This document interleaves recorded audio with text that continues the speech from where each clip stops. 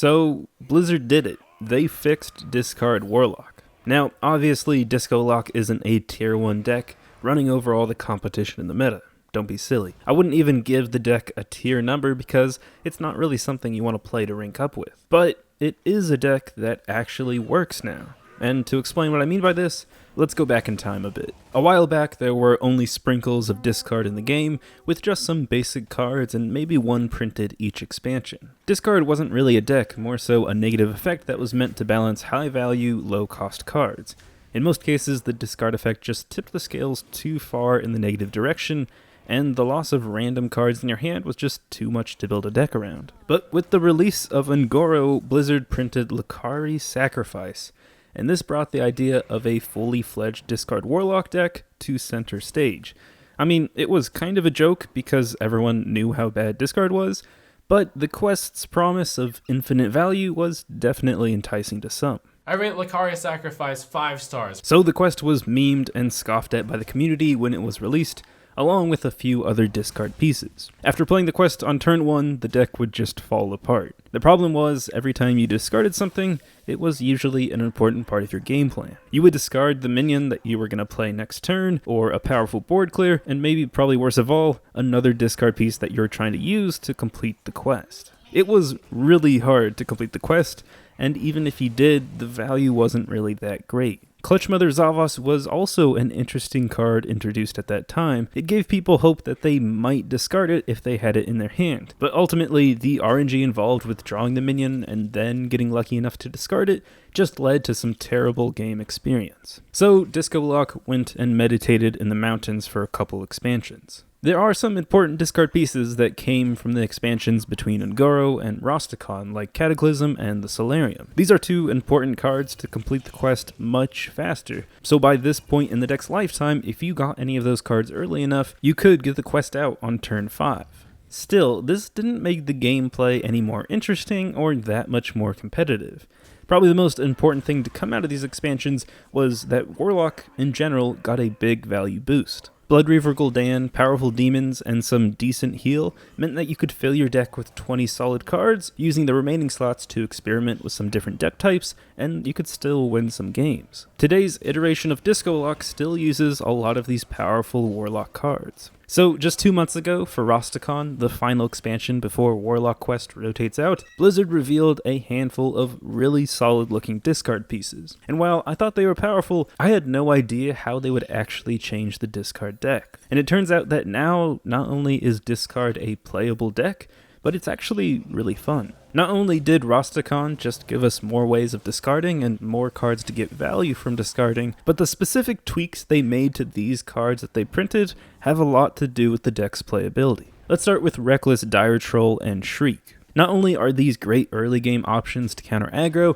but these cards introduce a new type of discarding that give a sense of control to the user. They specifically discard your lowest costing card. This means that you can have Bloodreaver Gul'dan in your opening hand and play one of these cards without worrying about discarding it.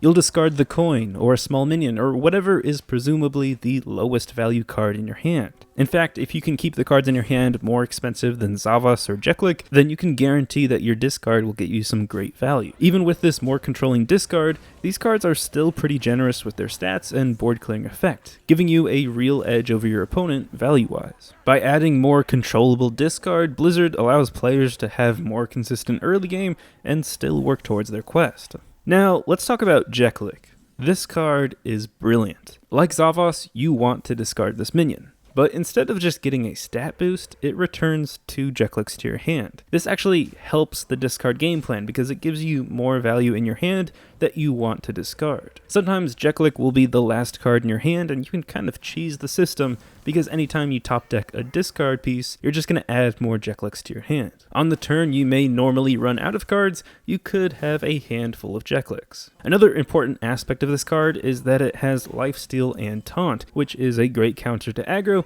and provides heal that every Warlock deck needs. It's a legendary like Zavos, so you're not going to get it every game, but when you do, Jeklik provides a great boost in value and heal. But I have to say, probably the most important card to come out of Rastakhan for Disco Lock comes from Soul Warden. It does a great job at doing the thing that discard needs the most, adding value back to your hand. But it also gives the player peace of mind.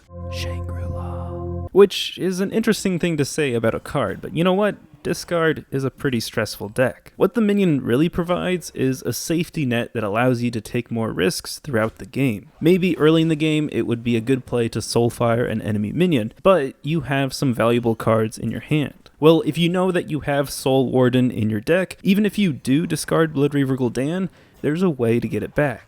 Even if you end up discarding a Soul Warden, there's another one in your deck. It takes the incredible frustration and heartache from discarding a card you really wanted to play that game, and it lets you take risks where, even when you fail, there's a way to get that value back. Soul Warden is the baby's baba. It's there to comfort the baby when it gets mad, but it's also what feeds the baby. You're the baby in this metaphor, the player. Soul Warden adds so much value back to your hand. Just think about it. What other card adds 3 cards to your hand that you had put in your deck? Now, on top of that, it's crazy that you also get a 6/6 minion. The effect is like drawing cards out of a separate discarded pile, and it's amazing value. This card lets you discard more, add more value to your hand, and really helps players who have tried to play discard Warlock since the quest came out to regain their confidence and self-worth. Now, it's not just these cards that make the deck, but they tip the scales just over the point where you can actually play a discard deck, one that works, and I gotta say, it's amazing. The quest is great. I love having an objective to work towards,